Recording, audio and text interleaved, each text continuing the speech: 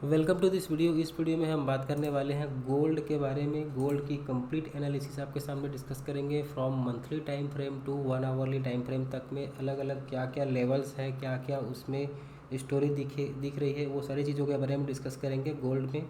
तो इस वीडियो में अंत तक बने रहें और अलग अलग टाइम फ्रेम्स में क्या पॉसिबिलिटी है लॉन्ग टर्म के प्रोस्पेक्टिव से, शॉर्ट टर्म के प्रोस्पेक्टिव से, सभी चीज़ों के बारे में डिस्कस करेंगे। तो सबसे पहले चलते हैं इसके मंथली टाइम फ्रेम में और वहाँ पर किस तरह से स्टोरी क्रिएट हुई है या हो रही है उसे देखते हैं।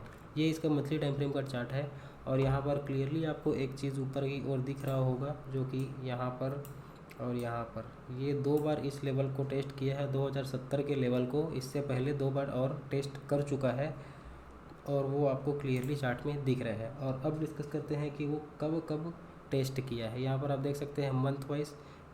अगस्त 2020 ये वो टाइम था जब पूरा वर्ल्ड इकोनॉमी क्राइसिस के दौर में था। तो आपको एक बेसिक चीज़ तो पता होगी कि गोल्ड उस समय ही टॉप लगाता है जब पूरा इकोनॉमी, वर्ल्ड इकोनॉमी क्राइसिस के दौर में जाने वाला रहता है या फिर सब तरफ क्राइसिस की ही बातें हो रही होती है। तो ये वो दौर था 2020 का, वहाँ पर इसने टॉप लगाया था। और उसके बाद यहाँ पर आप देख सकते हैं second top same level last year March में, 1 मार्च 2000 मतलब कि मार्च के महीने में ही लगाया था 2022 में। इस समय भी बातें हो रही थी कि फिर से कोलैप्स होने वाली है इकोनॉमी, ये सब।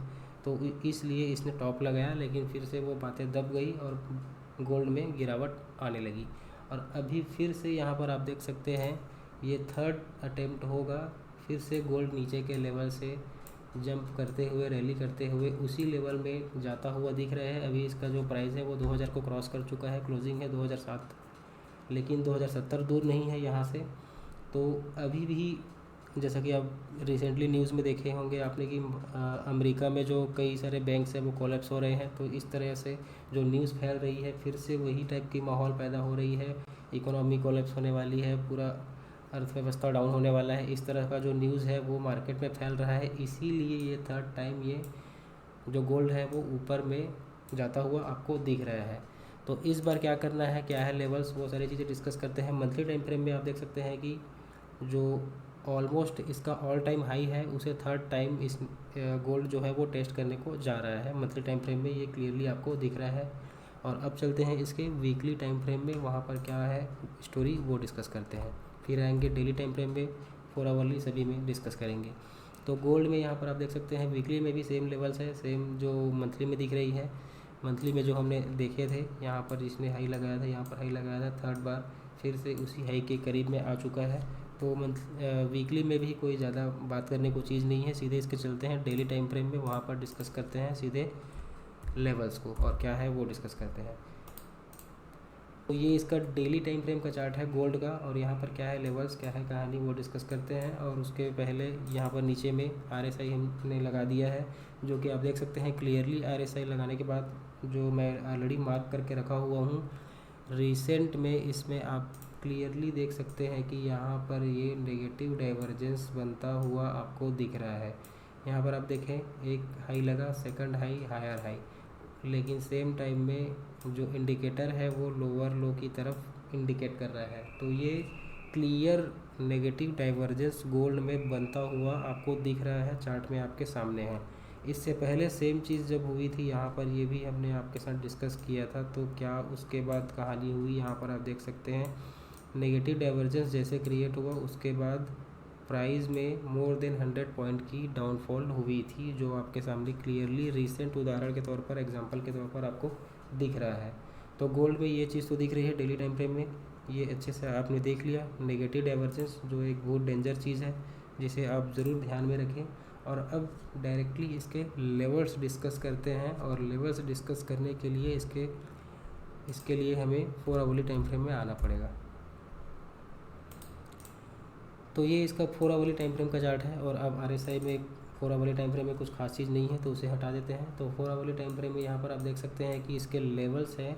यहाँ पर सबसे पहले आपको क्या करना है वो डिस्कस कर लेते हैं। सबसे पहले यहाँ पर आप देख सकते हैं कि फ़िलहाल इस जोन में कोई लेवल तो नहीं था, लेकिन इसने ग्रीव स्टोन डोजी यहाँ पर बहुत अच्छे से बनाया वॉल्यूम के साथ, और उसके बाद मार्केट में गिरावट हुई, वो आप देख सकते हैं।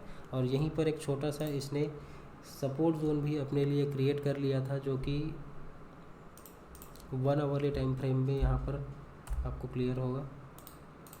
तो 1 आवरली टाइम फ्रेम में यहाँ पर आप देख सकते हैं कि जब ये प्राइस ऊपर गया था तो उसके बाद ये मल्टीपल टाइम एक सपोर्ट क्रिएट कर रहा था और उसे मल्टीपल टाइम टेस्ट करके उसके ऊपर में ही क्लोजिंग करने की सस्टेन करने की कोशिश कर रहा था। लेकिन फाइनली जब इस कैंडल ने इसे ब्रेकआउट किया तो उसके बाद आप देख सकते हैं डाउनफॉल कैसे हुई, रीटेस्ट हुई, अगेन डाउनफॉल।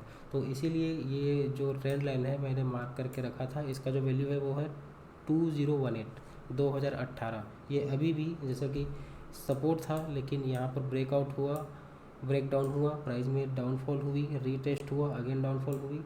तो ये जो सपोर्ट था वो अब एज अ रेजिस्टेंस कन्वर्ट हो चुका है। 2018 का लेवल एक लिटिल रेजिस्टेंस है, लेकिन अगर प्राइस यहाँ जाता है तो आप इसे एज अ रेजिस्टेंस नोट करके रख सकते हैं 2018 का जो लेवल है।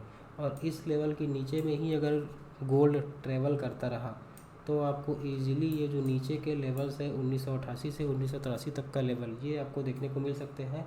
और एक बात और मैं डिस्कस करना चाहूँगा, अगर ये इन लेवल्स में आ जाता है 1988 1983 के लेवल्स में तो ये इसके लिए बहुत अच्छे लेवल्स हैं एज ए सपोर्ट। यहाँ पे अगर आपको किसी भी प्रकार की बाइंग इंडिकेशन या दिखी, बाइंग कैंडल बनी, तो वो यहाँ से आपको एक अच्छा गुड बाइंग जोन क्रिएट होता हुआ दिख सकता है गोल्ड में। और ऊपर में क्या है लेवल्स वो तो हमने डिस्कस कर ही दिया।